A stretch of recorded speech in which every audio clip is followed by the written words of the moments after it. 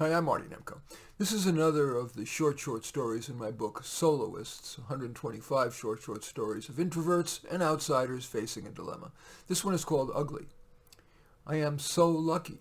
Smile Bus came to my village and they did my cleft palate surgery. They didn't tell me that to look and speak normally I would need many more surgeries. My good luck came when an American family chose to adopt me and bring me to the U.S., even though I looked and talked funny. They got me all the surgeries that the insurance would cover, but I still don't look or sound quite right. Now I'm in high school. I've tried lots of things to be liked. For example, even though I'm self-conscious, when I walk down the halls, I look up and sometimes even force a smile. When a kid doesn't seem to understand what I'm saying, I apologize and ask if he or she'd like me to try again. But it hasn't worked. The kids are polite, but that's it. It's wrong to be shunned because of how someone looks. So I thought about running for student council on an anti-lookist platform.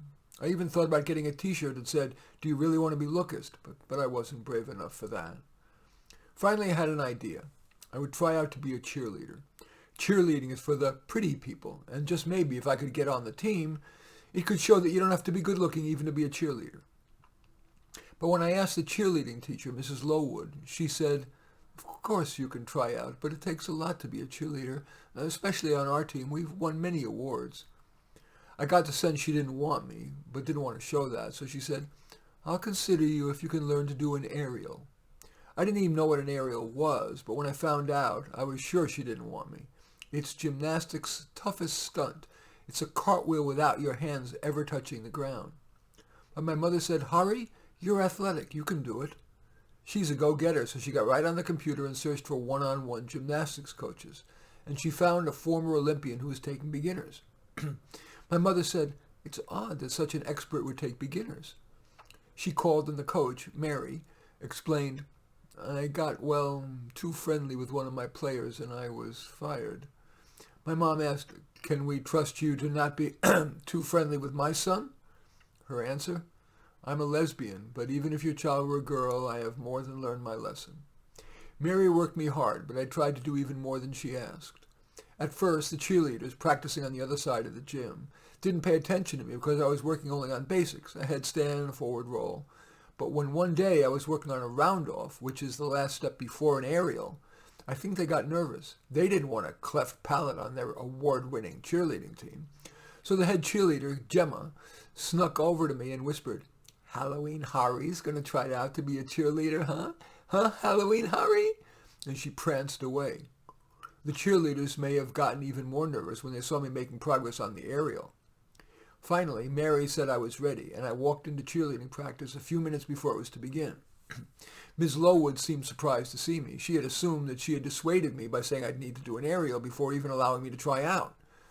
But she asked evenly, "Can you do an aerial?"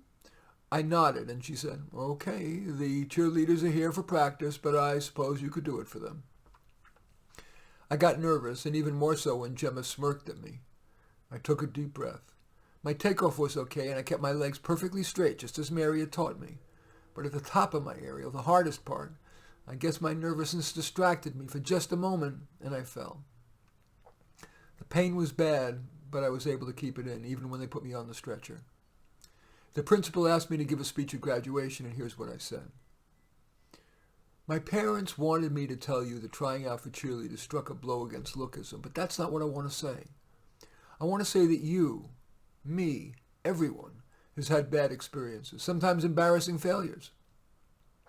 If my cleft palate and cheerleading accident have a good side, it's to remind us that whatever crap has happened to us, we might want to stop looking back and just take the next step forward. Maybe even do an aerial." In any event, that story is called Ugly. It's one of the 125 in my book Soloists. I welcome you checking it out on Amazon, and also welcome you giving a thumbs up to this video and accept your thumbs down. I always look forward to your comments, and especially like it if you hit the share button below.